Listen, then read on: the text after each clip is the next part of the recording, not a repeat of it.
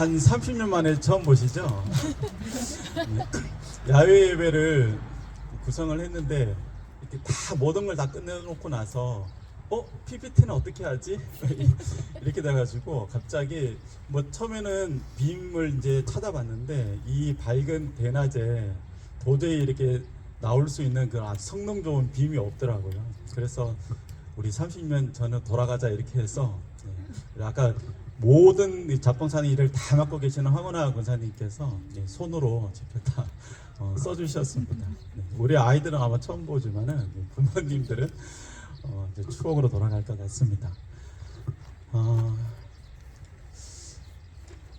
오늘 하나님 말씀 잠깐 우리 함께 나누고 또 함께 찬양하고 그렇게 시간 진행하도록 하겠습니다. 오늘 여러분들하고 함께 우리 나눌 하나님의 말씀은 베드로전서 1장 1절에서 2절 말씀입니다. 지금 돼 있죠? 여러분들 보이십니까? 같이 한번 읽어볼까요? 시작.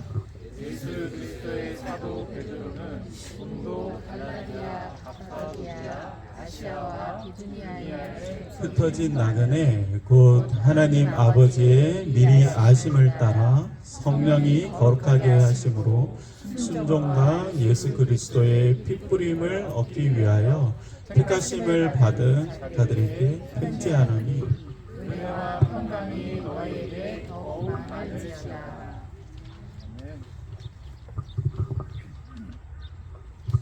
아닙니다.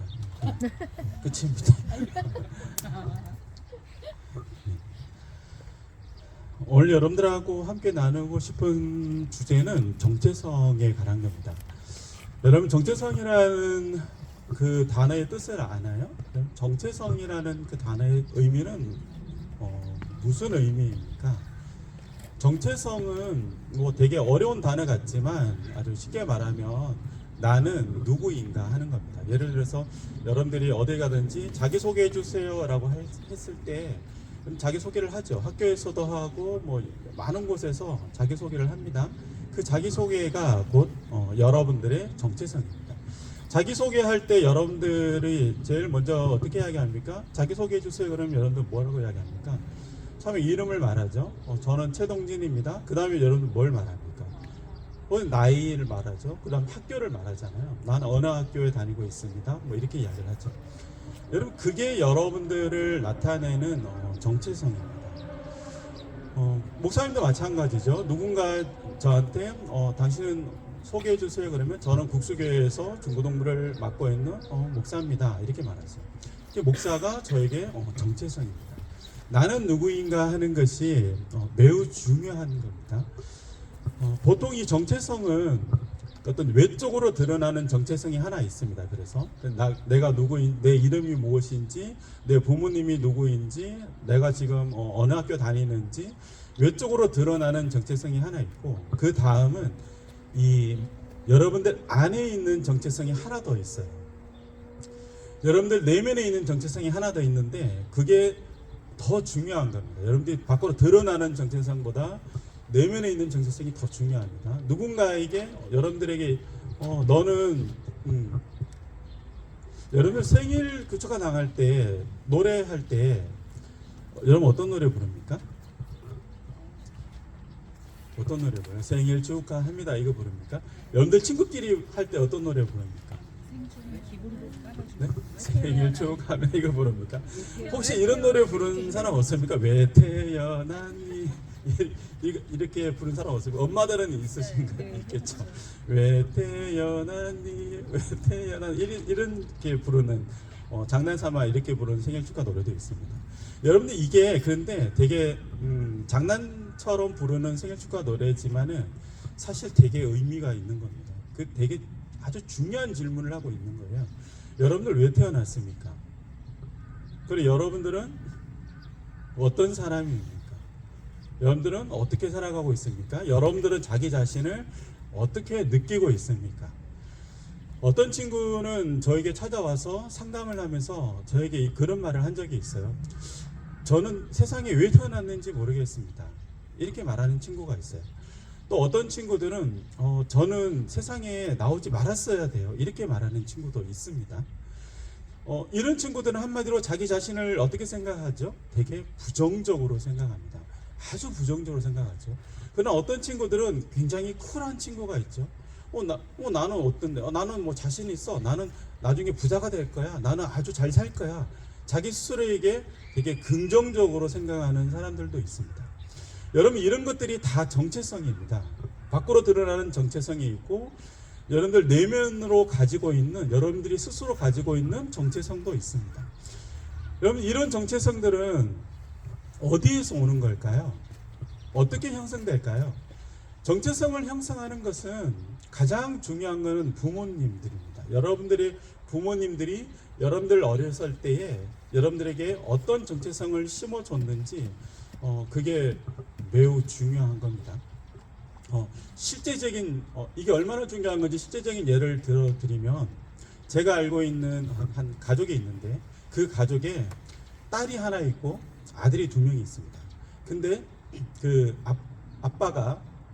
아버지가 딸은 아주 예뻐하고 딸은 매우 사랑했는데 아들은 왠지는 모르겠지만 싫어했습니다. 아들은 그렇게 좋아하지 않았어요. 그래서 그 아버지가 그 딸에게는 이렇게 늘 칭찬하고 늘 안아주고 사랑해 줬습니다.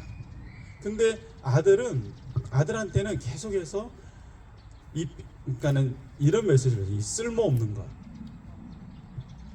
이 쓸모없는 것, 또 좀 더 자라서 그 아이가 이제 중학교 들어가서 사고를 치니까 나가서 죽어버려라. 아버지가 아들에게 그런 메시지를 줬어요. 네.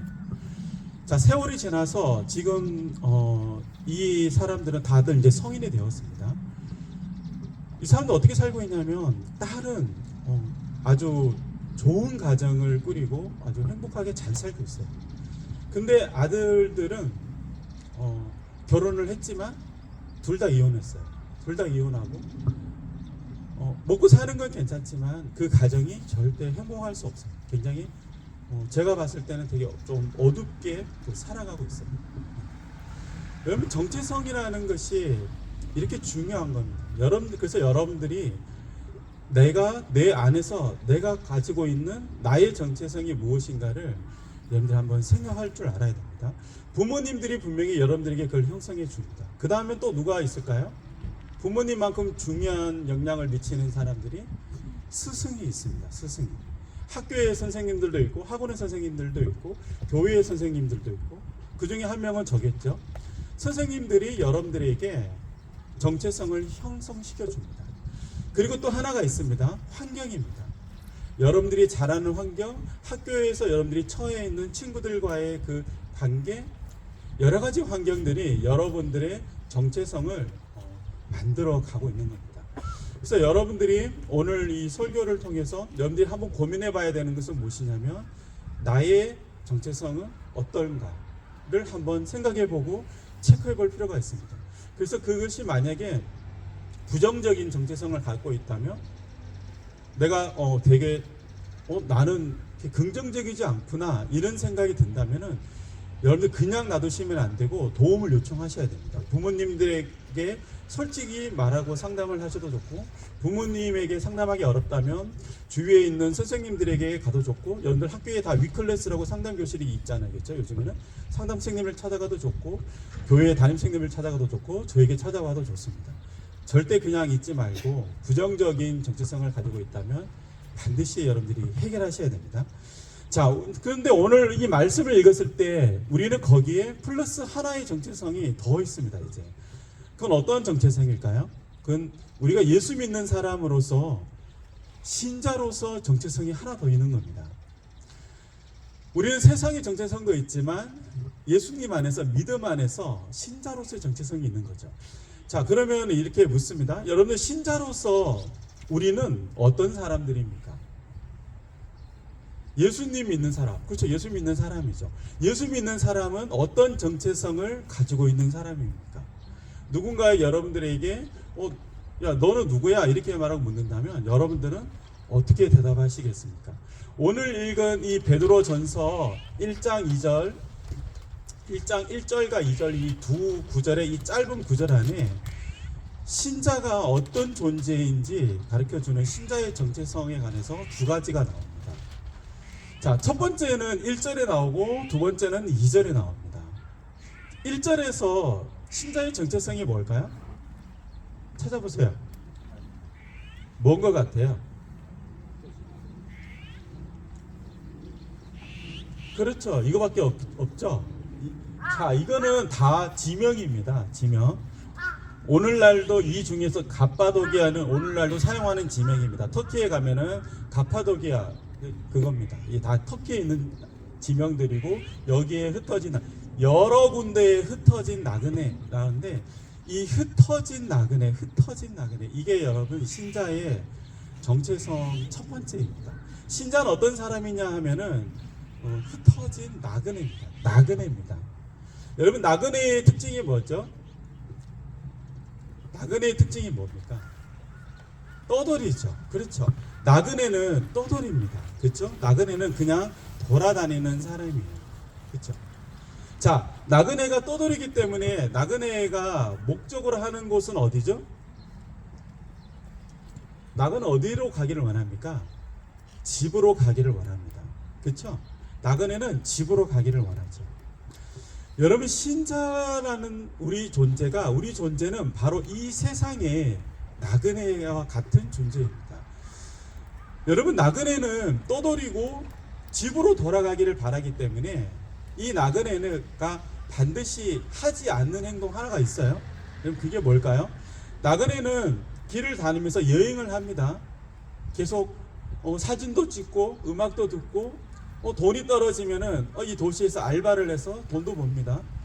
할 거 다 해요. 잠도 자고 오늘은 호텔에 가서 하고 다음 날엔 텐트 가서 여행하기도 하고 모든 행동을 다 합니다. 그러나 딱 하나를 안 해요. 뭘 안 할까요?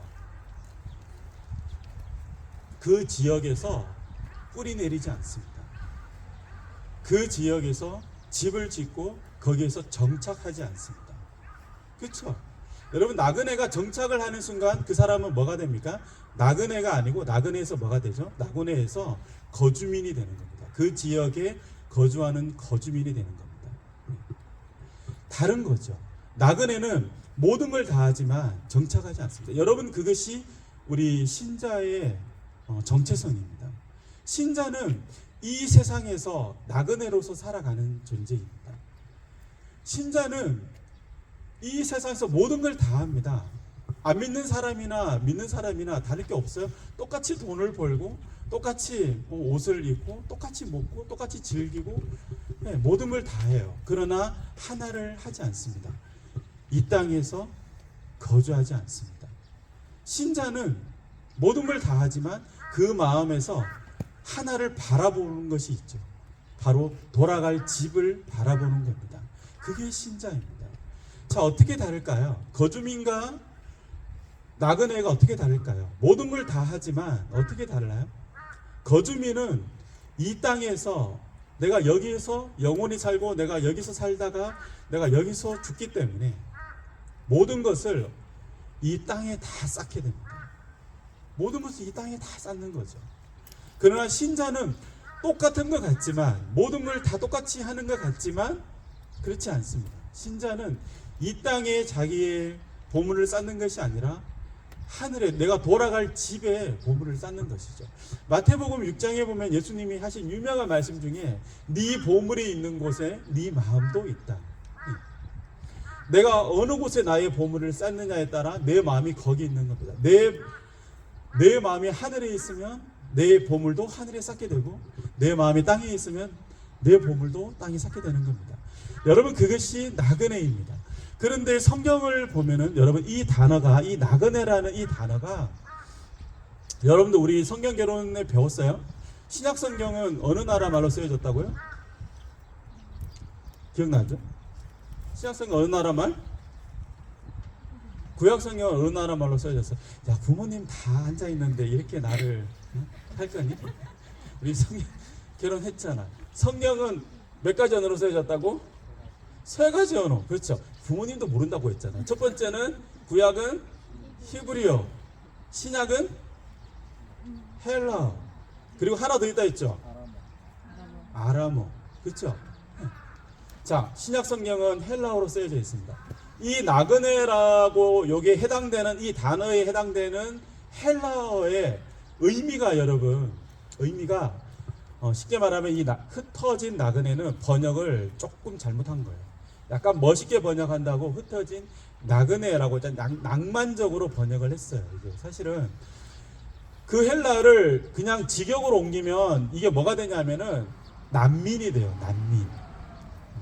흩어진 난민입니다. 자, 여러분 오늘날에도 난민들이 있어요? 어디에 있습니까? 여러분 지금 우크라이나 전쟁이 일어나서 우크라이나 사람들이 다른 나라로 엄청나게 국경을 막 넘어갔어요. 그 사람들 그 나라에서 뭡니까? 그 나라에서 난민으로 살아요. 정식으로 비자를 받고 넘어간 게 아니거든요. 그 나라에서 난민으로 삽니다. 아프리카에서도 수많은 사람들이 내전을 피해서 난민으로 삽니다. 여러분 이 정확한 언어가 난민이에요. 자, 그러면 나그네와 난민의 차이는 뭘까요? 난민도 똑같습니다. 난민도 집으로 가기를 원하죠. 정착하지 않습니다. 늘 집으로 내 고향으로 돌아가기를 원하죠. 그게 난민이죠. 그런데 나그네하고 난민의 결정적인 차이가 하나 있어요. 그게 뭘까요? 그렇죠. 자발적입니다. 나그네는 부모님이 너 배낭여행 갔다 와, 돈 줄 테니까 갔다 와, 이래서 갈 수도 있지만 자기가 아버지 저 요번에 여행 갔다 오겠습니다, 저 1년 동안 다녀오겠습니다, 이렇게 갈 수도 있는 거죠. 그런데 난민은 어떻습니까? 난민은 그게 아니죠. 난민은 반드시 타의에 의해서 강제적으로 떠난 사람입니다. 그게 난민이죠. 나그네가 집으로 돌아가기를 바랄까요? 나그네가 집으로 돌아가기를 더 바랄까요? 당연히 난민이 더 바라죠. 나그네는 사실 여행하다가 여기가 너무 좋아, 와 여기 너무 좋은데, 와 햇빛도 좋고 너무 좋은데 그냥 여기 집 짓고 살자. 난민은 간혹 거주민이 됩니다. 여러분 나그네는 그렇게 되죠. 근데 난민은 어떻습니까? 난민은 그 나라에서 환영받지 못해요. 사실은 난민은 되게 천대받고, 저것들이 우리나라 와가지고 우리나라를 축내는구나, 이렇게 고통당하면서 난민들은 산단 말이에요. 그래서 난민들은 하루빨리 집으로 가기를 원하는 거죠. 여러분 신자는 어떤 사람들이냐면 바로 흩어진 난민입니다. 우리는 강제적으로 떠난 거예요. 강제적으로 집을 떠난 거예요. 우리 집은 하나님의 나라인데 그 하나님의 나라에서 우리는 강제적으로 떠난 거예요.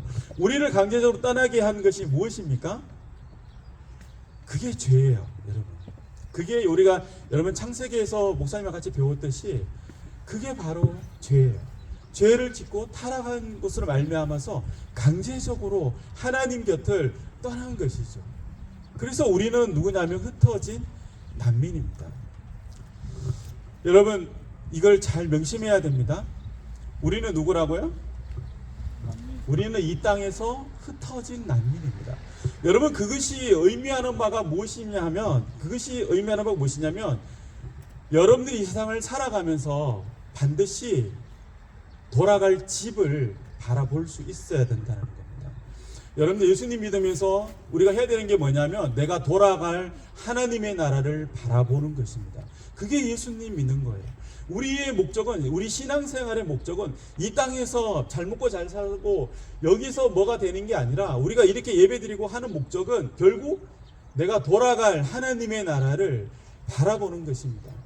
우리는 흩어진 난민이고 이 땅에서 돌아갈 하나님의 나라를 바라보면서 살아가는 여러분들이 되시기를 바랍니다. 두 번째 정체성은 뭘까요? 2절에 있습니다. 시간이 몇 분 남았습니까? 2절 두 번째 정체성은 여기에 있습니다. 택하심을 받은 자. 흩어진 난민이 이 세상에서의 정체성이라면 택하심을 받은 자는 하나님 나라에서의 정체성입니다. 여러분들은 어떤 존재냐면 여러분들은 하나님의 택하심을 받은 자입니다. 믿으십니까? 근데 중요한 건 뭐냐 하면 이 택하심이 그냥 여러분 우연히 이루어진 것이 아니라는 거예요. 여러분들이 사실 우리 인간들은 다 죄를 짓고 살았는데 다 타락했는데 뭐가 예뻐서 우리를 하나님이 택해요? 하나님이 여러분들 왜 택했을까요? 하나님이 여러분들 택한 이유 모르겠죠? 여러분 모르겠죠? 사실은 이유를 몰라요. 네. 이유를 모르는 게 정상이에요. 목사님도 이유를 몰라요. 목사님이 내가 왜 목사가 돼서 지금 여기 있는지 이유를 몰라요. 여러분 부모님들도 왜 이 자리에 앉아 있는지 그 이유를 몰라요. 이유는 모르지만 분명한 사실 하나는 아는데 내가 택하심을 받았다라는 거죠. 여러분 대가심을 받았다라는 것은 그냥 이루어진 게 아닙니다. 2절에 보시면 보세요. 택하심을 얻기 위해서 뭘 했냐? 하나님 아버지가 나옵니다. 하나님 아버지 미리 하신. 그 다음에 뭐 나옵니까? 성령님이 나옵니다. 성령님. 그 다음에 뭐가 나옵니까? 예수 그리스도. 여러분들의 택하심은 하나님과 성령님과 예수 그리스도의 삼위일체 하나님의 다 한꺼번에 노력한 거예요. 한꺼번에 택하신 거예요. 누구 한 분이 아니라 여러분 그래서 우리는 되게 존귀한 자라는 것을 여러분들이 알아야 됩니다. 여러분은 어떤 사람이냐 하면은 흩어진 난민이라서 되게 비참한 것 같지만 비참한 게 아니라 하나님께서 여러분들을 택하신 굉장히 여러분들은 존귀한 자들입니다. 여러분들을 왜 택했을까? 여기 이유가 나옵니다. 여러분들 왜 택했냐면 예수 그리스도의 핏뿌림을 얻기 위하여 여러분들을 택했습니다. 이게 무슨 뜻일까요? 예수 그리스도의 핏뿌림을 얻기 위해서, 쉽게 말하면 내가 예수 그리스도의 핏뿌림을 당하기 위해서 하나님이 나를 택했다라는 거예요. 예수 그리스도의 핏뿌림은 무슨 의미죠? 왜 피를 뿌려요? 여러분 이거는 구약시대의 제사에서 온 겁니다. 구약시대에서 제사를 어떻게 지내냐면은 반드시 양이나 뭐 염소나 소를 잡잖아요. 그 피를 받아요. 그리고 그 피를 어떻게 하냐면은 제단에 바르고 또 뿌립니다. 그렇게 해서 내 죄를 사했어요. 그렇게 하면은 하루의 죄가 사해집니다. 1년에 한 번 대속죄일이라는 것이 있는데 1년에 한 번 대제사장이 자기 목숨을 걸고 소를 잡아서 피를 뿌리면 1년 동안 죄가 사해집니다. 한계는 1년이에요. 근데 여러분 예수 그리스도의 핏뿌림은 어떻습니까? 예수 그리스도 핏뿌림은 한 번의 핏뿌림으로 영원히 우리의 죄를 사하신 것입니다. 다시 말하면 예수 그리스도의 핏뿌림은 구원입니다. 여러분들 왜 택하셨을까요? 여러분들을 구원하기 위해서 택하신 겁니다. 여러분 오늘 두 가지를 이야기했습니다. 기억하십시오. 신자로서의 나의 정체성은 뭡니까? 첫 번째는 나는 이 세상에서 흩어진 난민입니다. 난민이 해야 되는 일은 모든 걸 다 잃어버려도 좋지만 딱 하나만 기억하십시오. 난민이 해야 되는 일은 세상에서 정착하지 않고 언제나 내가 돌아갈 나의 집을 바라보는 겁니다. 여러분 하나님의 나라를 바라보시기를 바랍니다. 두 번째 여러분들의 정체성은 택하심을 받은 자입니다. 여러분들 스스로가 처음 이야기할 때 여러분들 부정적인 정체성을 가지고 있습니까? 나는 이 세상에 왜 태어났지?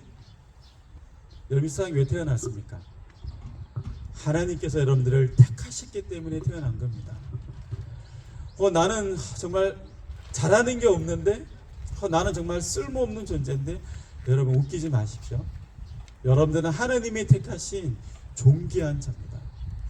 여러분들이 스스로가 내 자신을 그렇게 여길 수 알아야 됩니다. 아 그렇구나. 내가 별로 잘하는 게 없어도 내가 키가 작아도 내가 뭐 인물이 없어도 그게 아니구나. 그게 중요한 게 아니구나. 하나님이 나를 택하신 거구나. 하나님이 나를 택하셨구나. 나는 하나님 앞에서 정말 존귀한 자구나. 여러분들이 스스로를 존귀한 자로 여기기 시작할 때 여러분들의 내면에 있는 그런 부정적인 정체성도 긍정적으로 바뀌게 되는 겁니다. 여러분 이 두 가지를 꼭 기억하시고 이 세상을 여러분들이 살아가는 동안에 하나님의 백성으로 살아가는 여러분들이 다 되시기를 바랍니다.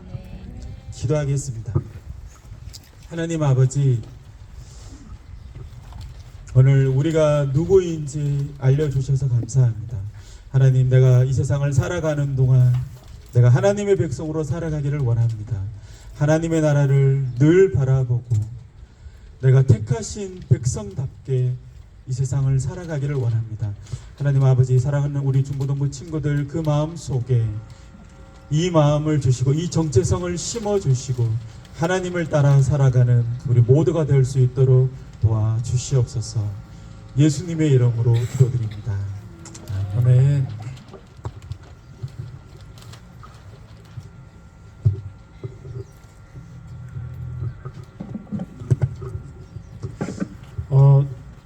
지금 읽은 말씀 밑에 보면 또 베드로 사도는 우리에게 어떻게 또 권면하고 있냐면, 비록 너희가 난민이지만 하나님의 은혜와 평강이 있기를 원한다고 하고 있습니다. 그런데 이 구절은 다른 서신서에다 보면 다 나옵니다. 집에 가서 한번 찾아보십시오. 고린도전서에도 있고 에베소서 말씀에도 있고 갈라디아서 말씀도 있습니다.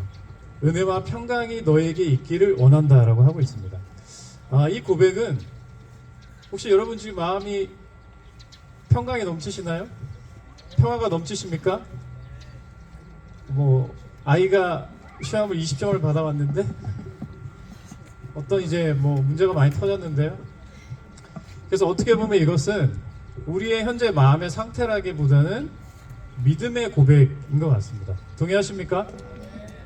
그래서 오늘 우리가 이 찬양을 할 때 그렇습니다. 주님께서 주시는 그 평화와 그 평강이 우리에게 더 넘쳐나기를 소망합니다 라는 마음으로 우리가 함께 찬양합시다.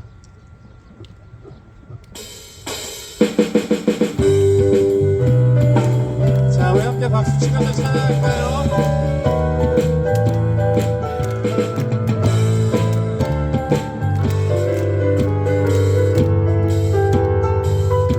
저 바다보다도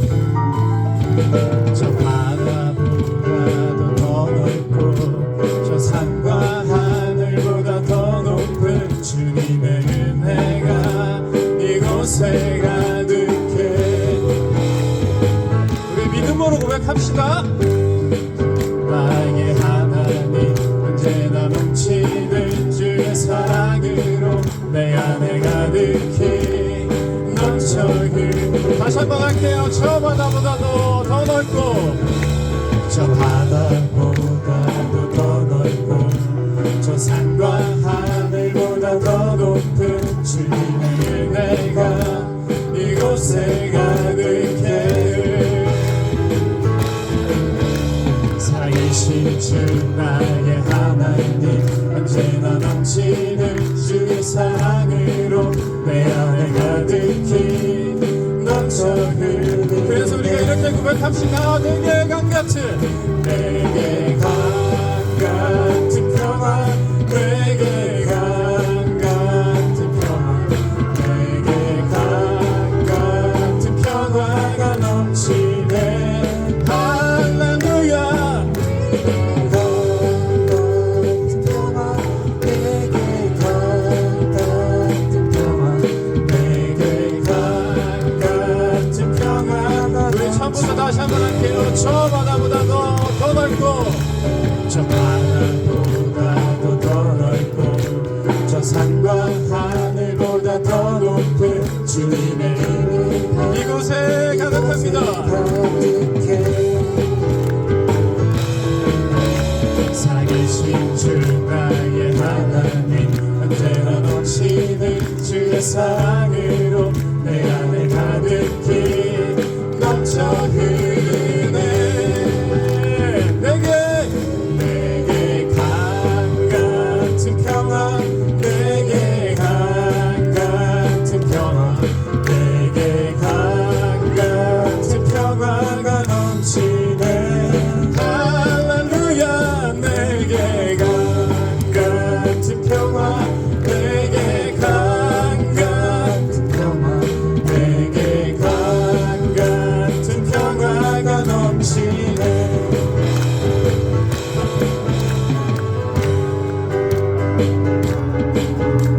그런데 주님이 우리에게 강같은 평화만 주신 건 아닙니다. 그죠? 내게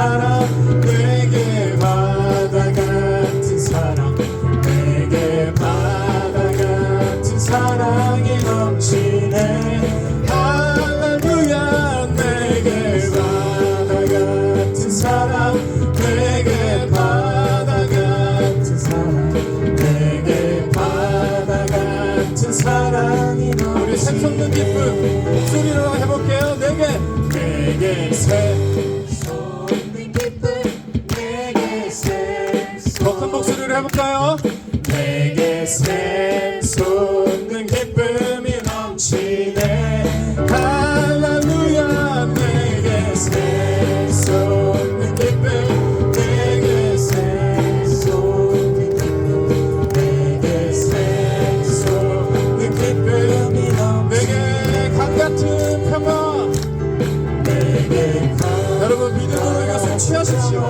내게 강같은 평화 내게 강같은 평화가 넘치네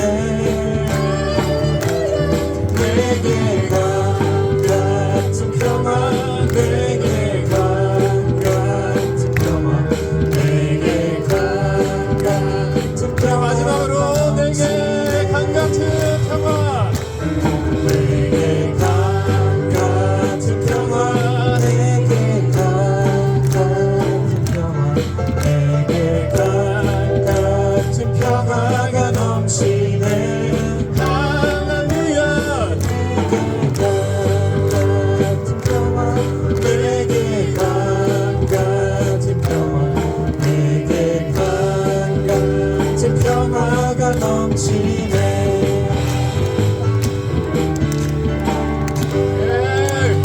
주님 때 박수로 영광 돌리겠습니다.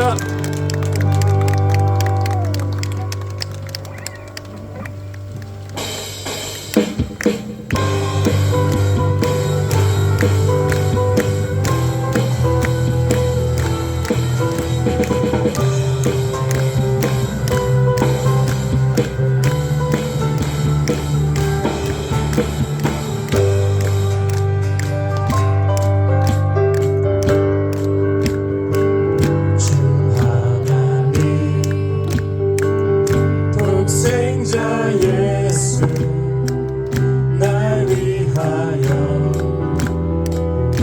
오시었네 내 모든 죄 다 사하시고 죽음에서 부활하신 나의 구세주 살아계신 주 나의 참된 소망 걱정 근심 전혀 없네 사랑의 주내 갈 길 인도하니 내 모든 삶의 기쁨을 충만하네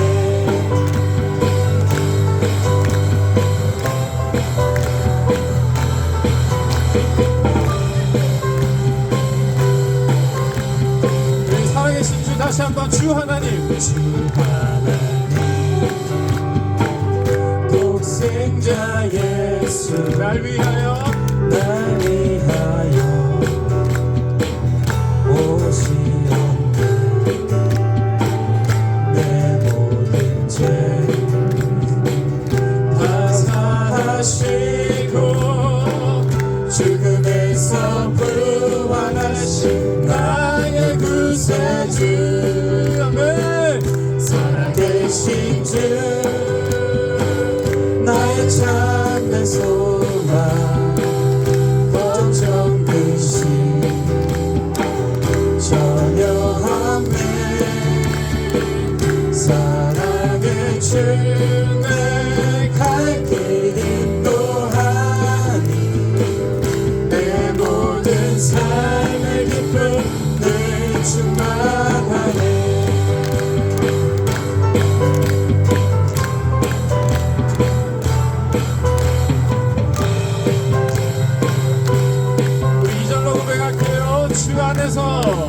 주 안에서 거듭난 생명 거듭난 생명 도우시는 주의 사랑 주의 사랑 참 기쁨과 참 기쁨과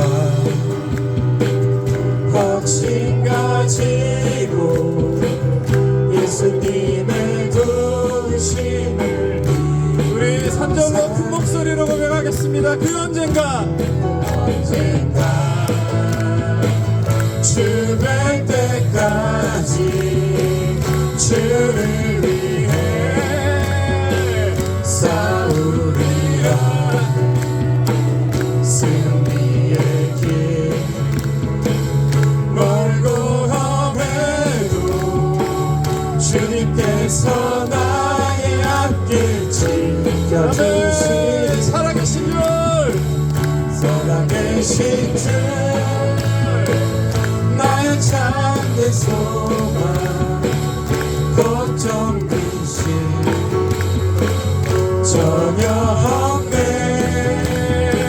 사랑의 주 내 갈 길 인도하니 내 모든 삶의 기쁨 우리 다시 한번 살아계신 주님 살아계신 주 나의 참된 소망 걱정 근심 전혀 없네 사랑의 주 내 갈 길 인도하니 내 모든 삶의 기쁨 늘 충만하네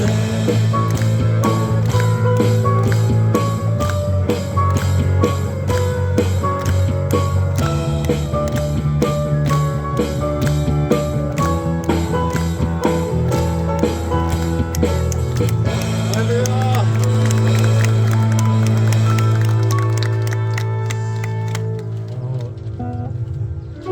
저도 이제 저희 아이들한테 가끔 하는 말이 있는데요. 그게 뭐냐면 아빠가 젊었을 때, 아빠가 청년일 때 가끔 이런 얘기를 많이 합니다. 그런데 아이들은 현재 우리의 모습을 보고 있는 거죠. 우리가 젊었을 때 교회에서 무슨 일을 했건 얼마나 열심히 일을 했건 아이들은 그걸 보지 못합니다. 그죠? 그렇기 때문에 현재 우리의 모습이 부모된 우리의 모습이 중요할 거라고 생각이 들고요. 그리고 우리가 지금 고백한 것처럼 우리가 젊었을 때만 하나님이 살아계신 게 아니고 지금도 우리와 함께 하십니다.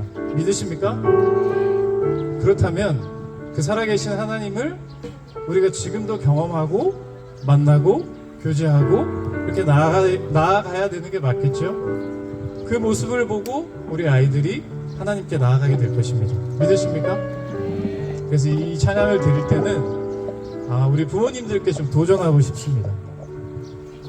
다른 어떤 것보다 제가 주님을 더 사랑하고 더 구하고 나아가는 제가 되고 싶습니다.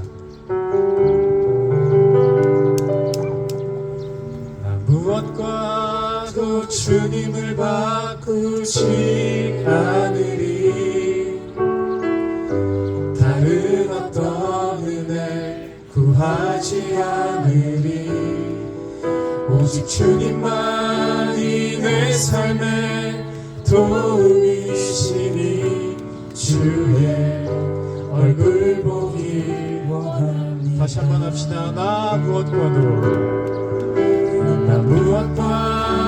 주님을 바꾸지 않으니 다른 어떤 은혜 구하지 않으니 오직 주님만이 내 삶의 도움이시니 주의 얼굴 보기 원하니 다시 한번 합시다. 나 무엇과도 주님을 무엇과도 주님을 바꾸지 않으니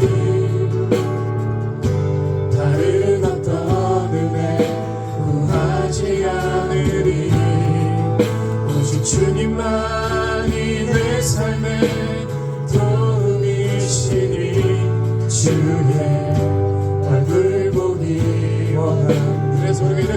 고백합시다. 주님, 주님 사랑해요.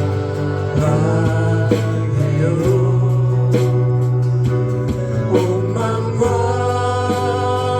정성 다해 하나님의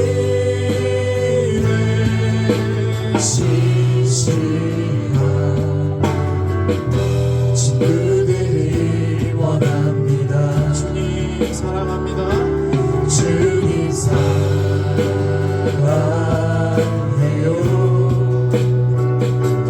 온 맘과 정성 다해 하나님의 신실한 친구들이 원합니다. 처음부터 다시 한번 고백합시다. 나 무엇과도 무엇과도 주님을 바꾸지 않으리. 다른 어떤 은혜 구하지 않으리. 오직 주님만이 내 삶의 도움이시니 주의 얼굴 보기 원하노라. 우리의 온 마음으로 고백합시다. 주님 사랑합니다. 주님 사랑해요.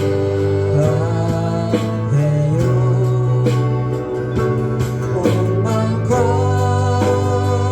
정성 다해 하나님의 신실한 친구 되기 원합니다. 주님 사랑합니다. 주님 사랑해요.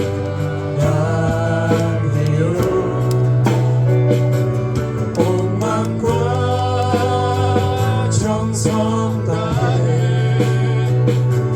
하나님의 신실한 친구 되기 원합니다. 이것이 나의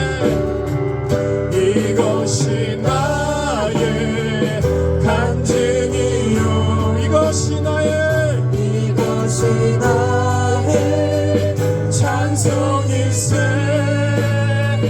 나 사는 동안 끊임없이 그 주를 찬송하리로다. 이것이 나의 간증이요. 이것이 나의 찬송일세. 나 사는 동안 끊임없이 그 주를 찬송하리로다.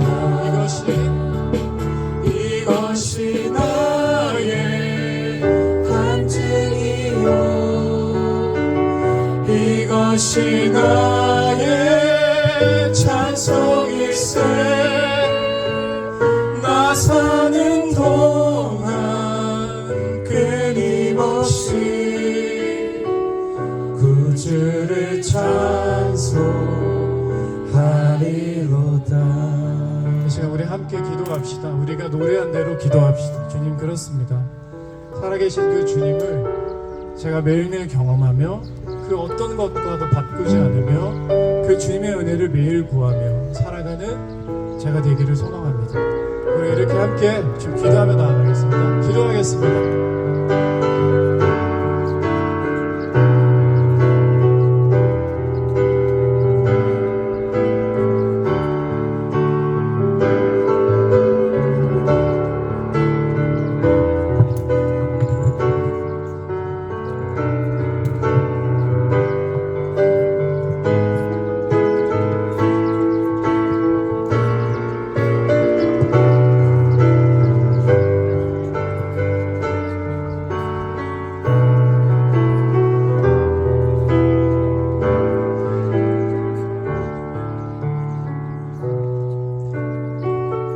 예수님의 이름으로 기도합니다. 아멘. 네, 예배를 마치면 우리 학생들은 선생님들하고 저 뒤에 분식이 준비되어 있습니다. 떡볶이, 오뎅, 소떡소떡, 그리고 음료수가 준비되어 있습니다. 식당에 가서 식사를 해도 좋고 저기서 같이 즐겨도 좋겠습니다. 부모님들은 마치시면 중고동물실로 이동하셔서 저하고 잠시 간담회를 잠시 갖도록 하겠습니다. 오늘은 축도를 특별히 담임 목사님께 부탁을 드렸습니다. 담임 목사님 나오셔서 짧은 격려의 말씀 플러스 축도 해주시고 예배를 마치겠습니다.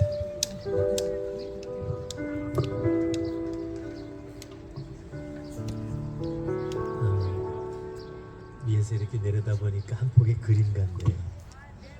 내 모습만 보기 좋은 게 아니라 여러분들 안에 있는 믿음과 또 하나님을 향한 여러분들의 중심이 그렇게 아름답기를 원합니다.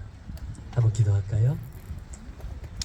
내 사랑하는 주님, 우리 자녀들 위에 은혜 나리워 주시옵소서. 하나님의 크신 사랑을 부어주사 그 사랑의 풍부함을 알게 하여 주옵소서.